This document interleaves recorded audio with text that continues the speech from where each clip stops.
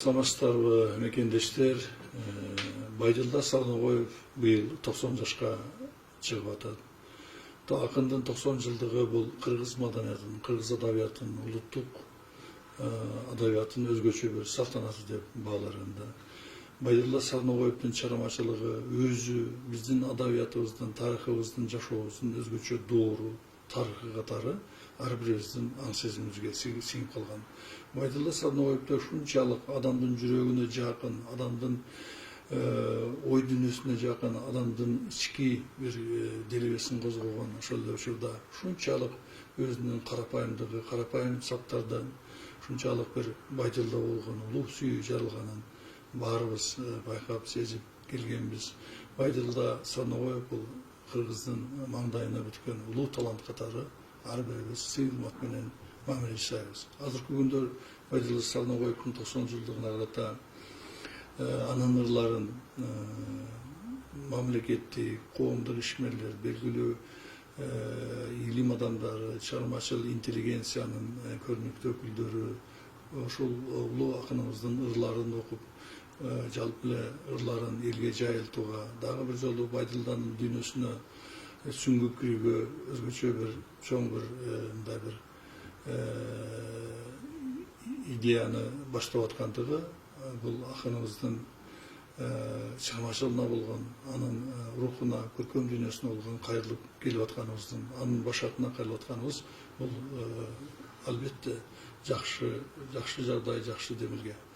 Ошол эле учурда Байдылданын Сарногоевдун ырлары бул биздин адабияттын классикалык үлгүсү катары кабылдашыбыз керек деп ойлойм. Себеби анын ырында кыргыз тилинин шунчалык жөнөкөйлүгү менен улуулугу, кыргыз тилинин экспресстүүлүгү менен метафорасы, кыргыз тилинин өзгөчө байлыгы, кыргыз тилинин улуулугу Байдылда Сарногоевдун ырларынан көрүнөт. Байдыкемдин ырлары анын мекенчил сезимдеги же бир атоолдук сезимдеги, ал жөнөкөй эле турмуш, жашоо жөнүндө, анын ичинде жөнөкөйлүктүн ичинде улуу философия ой бар.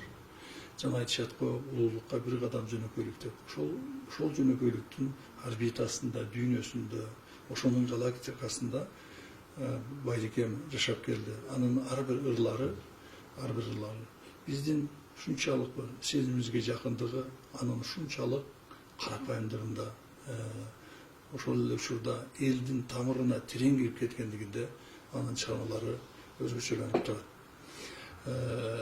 Байдылда Сарногоевду мен көрүп калдым АКШ менен Кыргызстан маданияты кезинде иштеп жүргөндө, биздин редакциябызга көп келер эле.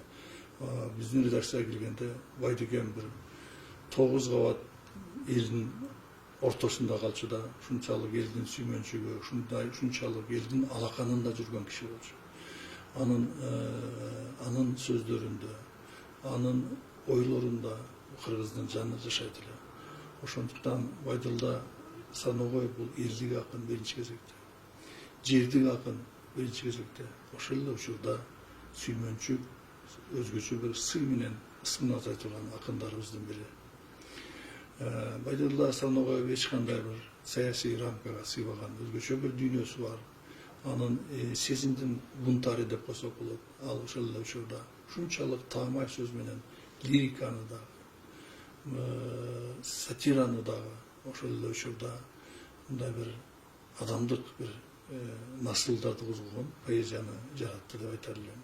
Албетте Байдылда Сарногоевдун чыгармачылыгында сүйүү ырлары өзгөчө орун ээлейт. Ал биздин сезимдин кимини болуп калды. Сезимдин өзгөчө бир дөөлөтү, баалуулугу болуп калды. Анын баарыбыз жаттап жүргөнбүз. Ошол ырлар менен биз чоңойдук. Ошол ырлар менен өзүбүздүн сезим дүйнөбүздү байыттык деп айтар элем да. Ошондуктан мен өзгөчө сыйлаган Байдылда Сарногоевдун ырынан сиздерге окуп берсем. От койгун махаббаттын милтесине деген ырын окуп берсем. От койгун махаббаттын милтесине. Жыттасам, жип арманчок илебиңден, жылдызым учуп чыгат жүрөгүмөн.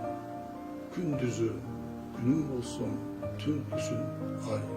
Ököteň özüň gidip jüremin men.